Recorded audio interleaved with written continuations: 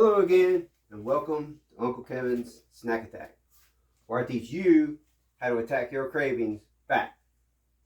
Today, we have a Thanksgiving treat. It's just a treat. What we have here is a recipe that one of my lovely sister-in-laws gave me, and I wanted to share it with y'all today on the Snack Attack. So, what we've got is we've got basically King's Hawaiian rolls that we're going to make a little treat with. Now, first thing we're going to do, if you want to know the name of it, we're calling it a Thanksgiving treat because there's really no name for it. But anyway, so what we got is we got some King's Hawaiian rolls we're going to make a little treat with.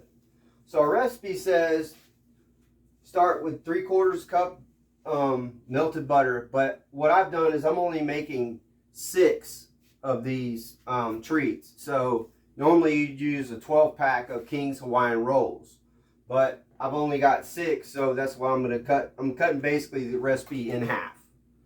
So what we're going to do is start out with, I'm using a 1/2 cup of melted butter.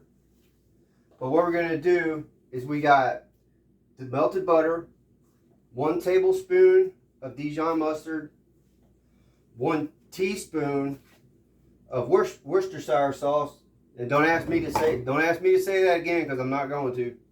And then we got 1 teaspoon of brown sugar, 1 tablespoon of poppy seeds. Now the poppy seeds I did not include. I didn't want to use them for this. I wanted to do it without the poppy seeds, but you can add the poppy seeds if you like. And then 2 tablespoons dried minced onions. I'm only going to use 1. 6 King's Hawaiian rolls, which normally says 12.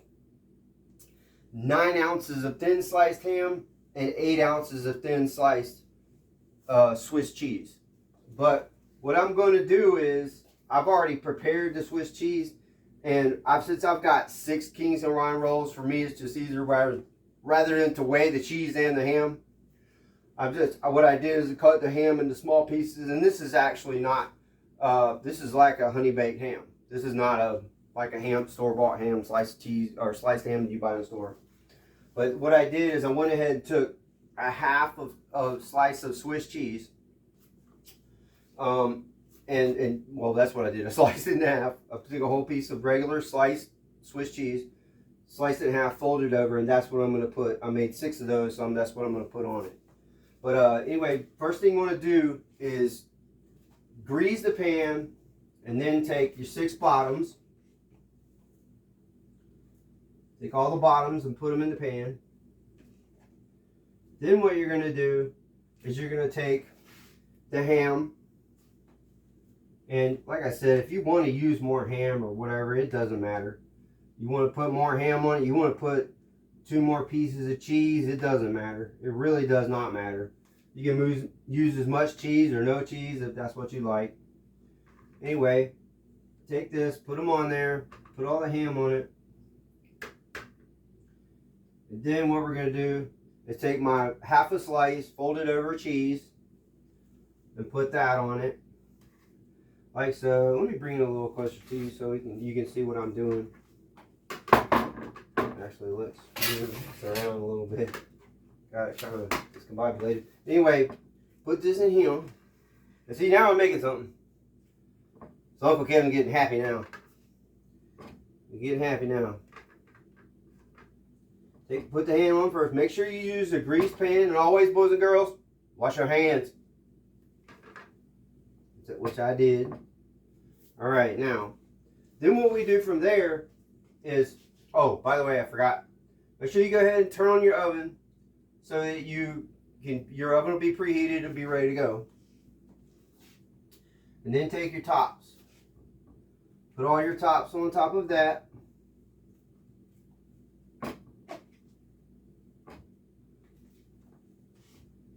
And then we're going to take all of our ingredients.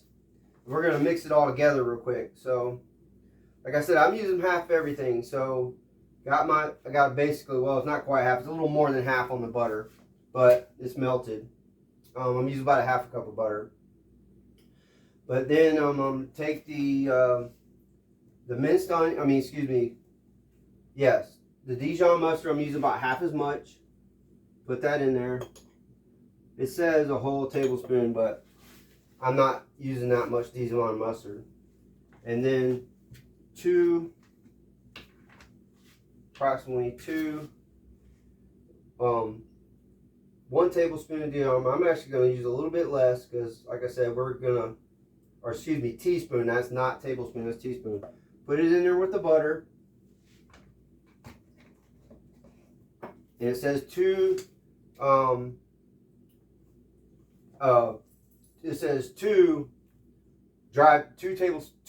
teaspoons of dry minced onions. You can't talk either. So yeah, and another thing that helps too, before you start getting all your ingredients on, make sure you take the seal off the new minced onions. Kind of works a little better. Anyway, I'm going to use half of that. It says 2. I'm only going to use 1. Put that in there. And then we got we're going to take all that. Oh wait, we forgot one thing. Or not we, me. I forgot. We're going to use basically a half of a teaspoon of brown sugar. You put the brown sugar in there, like I said, then use a spoon, mix this all up. Don't just put it in there and don't mix it up. Mix it up. And I'm going to put, because I see the way it looks, I'm actually going to put, you make adjustments. If you want a little more or something, add a little more. If you think it might change the flavor to your liking, change it. There's nothing wrong with that. You don't always have to go exact by the recipe, just ask me. And another thing, I'm going to modify just a little bit. This is what I'm going to do. I'm going to pour a little bit of this on it, like on the cheese, to get a little bit of flavor there. There we go. And I'm going to put a little bit of this butter mix there, because that's the way Kevin rolls. That's funny. Anyway, then I'm going to pour all this on top of there, like so. Ooh, look at that. Ooh, look at all that butter. Butter mix. Butter mix. Butter mix. That's right. Alright, now, the recipe says you stick this in the oven. Mine was, of course, already preheated. Says you stick this in the oven for approximately 20 minutes. Just remember, boys and girls, 20 minutes on almost any recipe cooking time is approximate. If you got an oven and you already know, of course, like my oven, I know can cook a little hotter sometimes than you realize. And especially if you've already, like if your cheese has been out for a little bit or something like that, it's already melted a little bit, it's already gotten soft. So I'm going to adjust this to cook about 15 minutes. And, actually 12 or 13 minutes.